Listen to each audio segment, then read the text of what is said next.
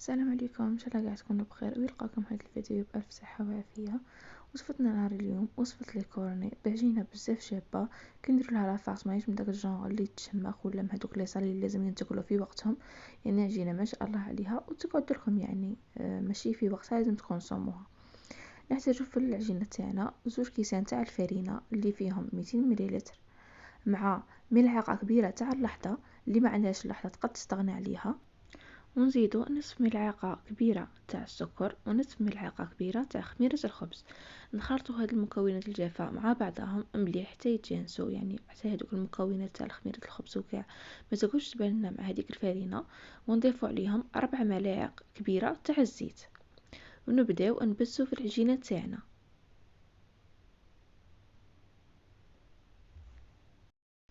غير هكاك بيدنا حتى نحسو بلي العجينه تاعنا يعني رانا وصلنا لها كامل هذاك الزيت لكل حبه فرينه من هذا الخليط اللي كان عندنا. نوصلو مليح داك الزيت لكامل الفرينه، وهذا واش نحرصو يعني كي نبغوا نبسو كاش حاجه كما راكم تشوفوا حتى نحصلوا على هذا الشكل. هنايا نضيفوا تقريبا نصف ملعقه صغيره تاع الملح، والملح يعني يبقى اختياري ويبقى تاني على حساب الكميه تاع الفرينه اللي درناها. وهنايا بعد ما ندخلو مليح داك الملح تاني نبداو نضيفوه في الماء دافي. هنا تبغوا تلموا بالماء دافي تبغوا تلموا بالحليب دافي، يبقى عندكم الاختيار. نلموا بالماء دافي حتى نتحصلوا على عجينه ما تلصقش ولكن يعني طريه. دوك تشوفوا، وما ندي ما غاديش ندي كامل هذا الكاس كما راكم تشوفوا، هذا هو كاع لي تقريبا نص كاس تاع الماء، الا اسبوع هكاك. هذه هي العجينه تاعنا بعد ما لميناها كما راكم تشوفوا طريه وما تلصقش. هنايا يعني نطلو هذيك العجينه تاعنا بالزيت، نديرو تقريبا ما يعادل ملعقه صغيره تاع الزيت، ندهنوا بها العجينه تاعنا مليح من الفوق.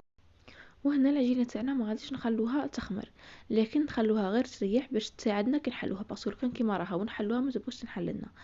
نخلوها تريح مدة 10 دقائق حتى 20 دقيقة هكاك، ونجو نحلو العجينة تاعنا كما راكم تشوفوا، غير نبدو نحلو فيها تساعدنا في الحلان تاعها ما تغبناش. وما كما راكم تشوفوا العجينة تاعنا تجينا طرية بزاف وتساعد في الخدمة. هنايا نرقو العجينة تاعنا تقريبا حتى 1 سنتيمتر هكاك، نديرو العجينة تاعنا نفتحوها مليح ونسيو كيفاش ندير نحلوها على شكل مستطيل هكا، يعني باش تساعدنا في الخدمه ونلقوها واجد يعني غير هكاك نقسموها.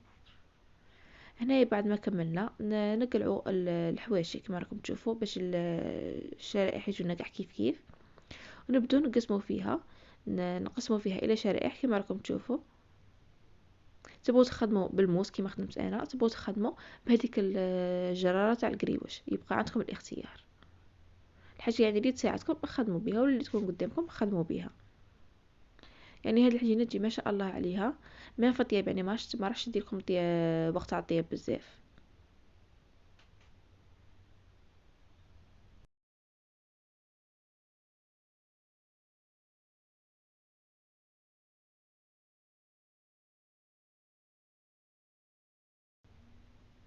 بعد ما كبلوهم نجيبوا ليمون تاعنا بلا ما ندهنوهم بحتى حاجه.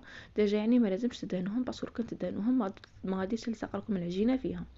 الو نبدو هكاك نرولو في هذيك العجينه على هذاك المول تاعنا كما راكم تشوفوا، ونحطوه فوق البلا على الجهه اللي نغلقوا عليها كما راكم تشوفوا باش الحبات تقعد لنا مبلعه. وهذه هي الطريقه يعني اللي لويت العجينه على المول. نورمالمون الطريقه راها موضحه قدامكم. ومن تحت سيو كيفاش دائما يعني هكا تبسطوها بيديكم باش الحبه تجيكم مبلعه من تحت. كي ديروا فيها لافاغس لاباس تكون ديك لافاغس سائله ما تهبط لكمش من تحت. فوالا هكاك ان شاء الله يعني برك يعني الطريقه تكون موضحه قدامكم. بعد ما نكملوا كامل الحبه تاعنا في هذوك ليمول ديريكسيون ما نخلوهمش يخمروا، ندهنوهم بصفار بيض ولا بحبه تاع البيض، ضربوها من بعدها ندهنوها بهذا الزيت كما راكم تشوفوا. ونسيو كيفاش نوصلوا هذاك البيض يعني لجميع الاطراف باش تحمرنا من كاع النواحي وتمدلنا شكل شباب. ومن الفوق يعني يبقى عندكم الاختيار، انا درت لها شويه تاع السانوج هكا من الفوق. تبغوا تخلوها غير هكاك غير بالبيض وديروها طيب تري يجيكم شكل ما شاء الله عليه. وتبقى يعني على حسب الحاجة اللي تبغوها نتوما وعلى حسب الحاجة اللي عندكم في المنزل استعملوها بلا ما تزيدوا على رواحكم وبلا ما تكلفوا على رواحكم. الحاجة اللي عندكم اخدموا بيها. هنا نكونوا يعني كي بدينا نحلو فيها نكونوا سخنا الفرن تاعنا ندخلوها الطيب غير نشوفوها تحمرت لنا من التحت نشعلوا عليها من الفوق ونطيبوها. هنا يعني باش ننزعوها من هذوك ليمول نخلوها تبرد مليح ونقلعوها منهم اما بهذه الطريقه اما يعني نحركوها هكا ادروات وبعدها نجبدوا المول تاعنا يخرج لنا بكل سهوله.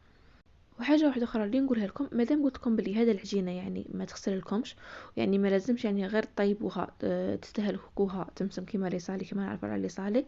دائما العجينه يعني دائما لي صالي لازم ناكلوهم في وقتهم سينو ما غاديش يعني يجونا بهذيك البنه اللازمه.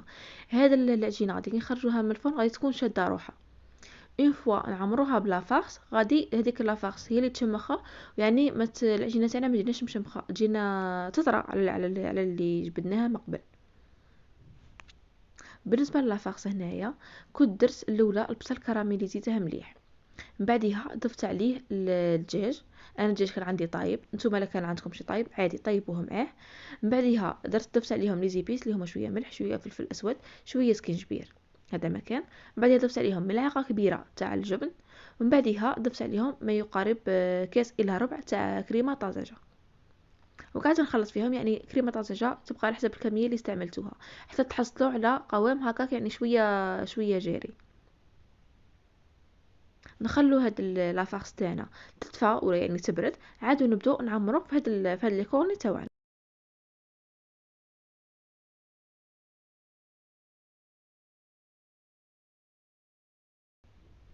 وكي نبغوا نعمرو لي كورني تاعنا اللي تبغي تعمرهم بالملعقه هكاك وتقعد تخدم بالموس باش تهود هذيك لافارس وتزيد تعمر لي كورني تاعها تخدم كيما درت.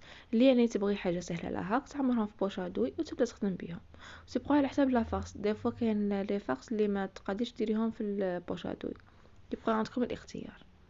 هذه هي انا نبغي يعني نعمر لي كورني مليح كما راكم تشوفوا دائما يعني ندخلها مليح بالموس ونزيد نعمر لافارس من الفوق التزيين يبقى اختياري قادر يعني تخليهم غير كيما راهم دير لهم غير شويه معدنوس وحبه زيتون. انا هنايا درت لهم شويه فرماج غابي كان عندي درتها لهم زينتها بهم من الفوق هذا مكان. وبالنسبه لكامل الحبات نكملوا يعني بنفس الطريقه نعمروا من بعدها بالموس يعني نهبطوا هذيك لافارس باش نشوفوا اذا كان نزيدو ولا ما نزيدوش. كما راكم تشوفوا بعد ما نهبطوا هذيك لافارس نسطحوا هذيك لافارس من الفوق باش نزينوها بالفرماج غابي. وهذه هي الشكل تاع الحبه تاعنا كما راكم تشوفوا الشكل تاعها جينا بزاف راقي وبزاف شباب ما شاء الله عليه. كما راكم تشوفوا هادو هما بعد ما كملت كاع الحبات تاعنا جاتني 22 حبه غير بهذيك العجينه الصغيره اللي شتوها. يعني اللي تبغي تخدم الحبه تاعها تكبرهم يبقى عندها اختيار ولكن يعني دوكا كي تخدموا غير في نص هذاك المول الكبير تاع لي صالي تجيكم يعني احسن. كما راكم تشوفوا الشكل تاعها يجي بزاف شباب ميم كي تاكلوها ما تقهمكمش يعني مش تاكلوا حبه وما تزيدوش يعني تاكلوا تبقى في خاطركم. كانت هذه هي وصفتنا نهار اليوم كما راكم تشوفوا العجينه ريتنا بزاف شابه وكما قلت لكم العجينه تقعد لكم ماهيش من داك الجون اللي غير طيبوها يفوت عليها 2 سوايع سيبون تخسر وتولي تبان صابحه. هذه يعني العجينه تقعد تبان بلي جديده وثاني يعني لافارس شابه ما شاء الله عليها. هذا هو التزيين اللي خيرته لكم. تزيين نتوما تحكموا فيه كل واحده على حسب الحاجه اللي عندها ميم لافارس على حسب الحاجه اللي عندك ديريها. وصفه سهله بسيطه وسريعة التحضير. نتمنى تعجبكم الوصفة وتجربوها. نتلاقى في وصفة أخرى إن شاء الله.